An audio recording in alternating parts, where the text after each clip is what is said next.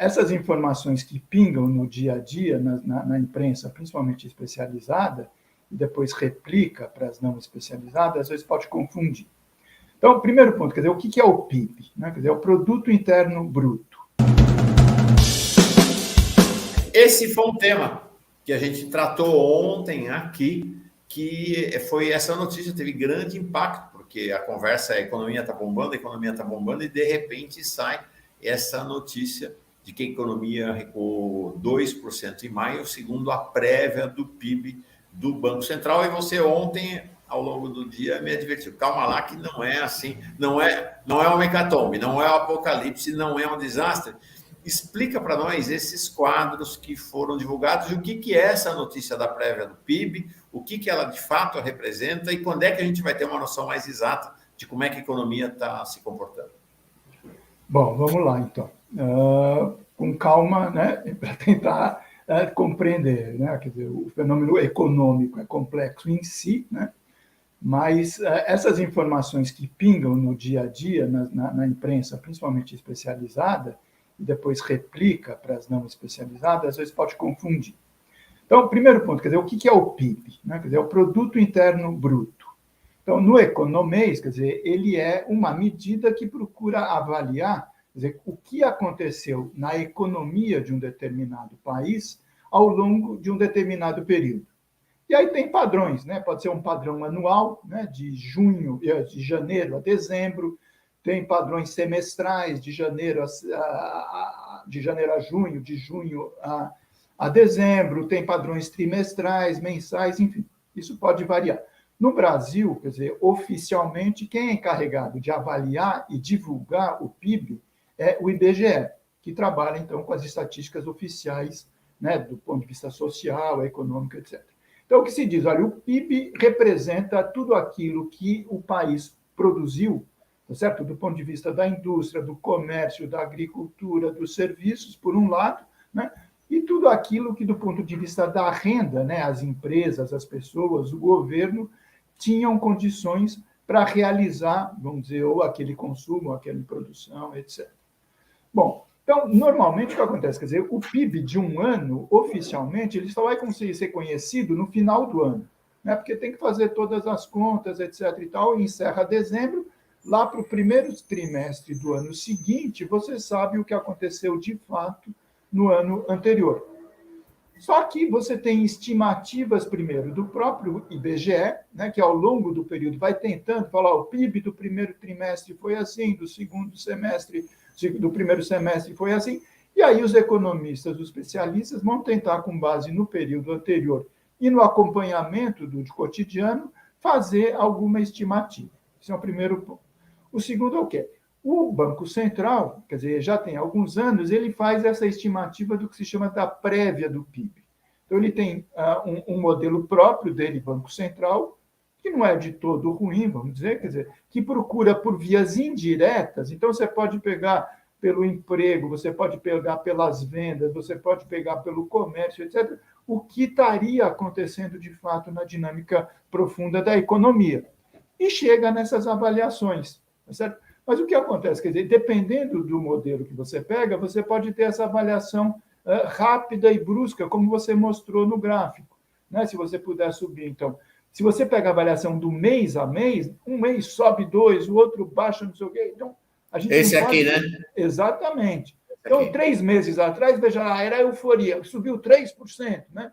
Daí baixou para 0,27, depois subiu 0,81, agora baixou 2%. Não. Vamos tentar olhar numa perspectiva um pouco mais de longo prazo, chamados 12 meses. E aí, por favor, me solta o outro. Olha o que acontece nos 12 meses.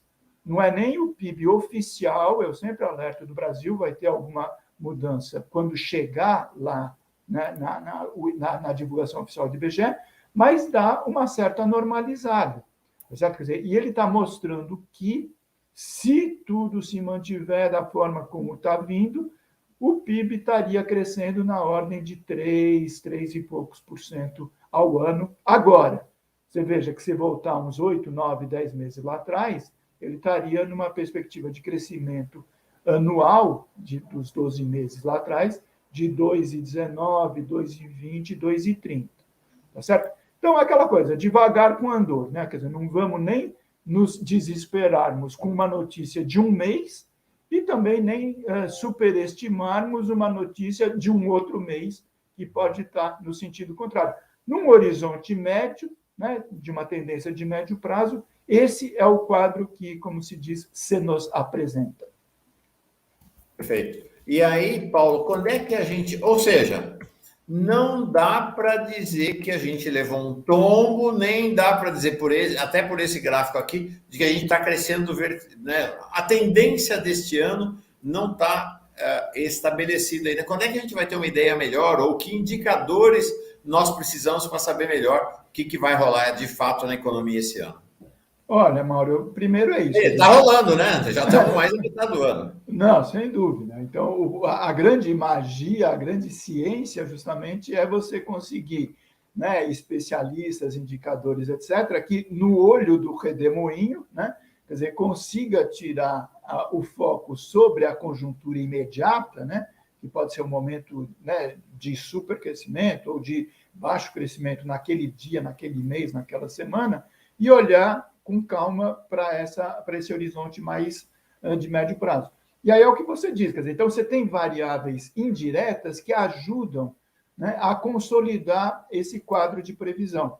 Então, à medida que o tempo vai passando, não quero fazer nenhum mineirês de enrolação para fugir da pergunta, mas a gente não tem hoje uma certeza absoluta. Agora, a tendência é que se mantenha esse ritmo de crescimento da ordem de 2,5%, 3% para fechar o ano. Por exemplo, então, um dos indicadores que eu sempre chamo a atenção para as pessoas que os modelos usam, né? Você quer avaliar como anda a coisa das vendas, da produção, etc. Tem um dado que é interessante, eu ainda não consegui identificar, que é a produção da indústria de cartões e embalagem, por exemplo. Porque a grande maioria das coisas que são produzidas e são vendidas e são comercializadas, os produtos industriais, pelo menos, eles têm que ser embalados, né, para sair das empresas, chegar no comércio ou, no limite, chegar nos consumidores. Você tem as informações sobre o ritmo de vendas no comércio, no atacado e no varejo. Você tem informações sobre a contratação de mão de obra, no varejo, no atacado, nos serviços, você percebe? E mesmo assim tem que fugir das especulações de curto prazo, porque às vezes você tem, né, uma demanda grande de mão de obra por sazonalidade, por exemplo, no Natal, né? Então, cresce muito a mão de obra e as vendas no Natal por causa das vendas, em dezembro, por causa das vendas de Natal, enfim. Mas é isso, quer dizer, a gente tem que continuar fazendo a avaliação na sintonia fina, né? Mas a tendência é uma certa estabilidade e de uma melhora evidente em relação ao ano anterior. Mas não é aquela coisa de que está bombando a ritmos chineses. Não é.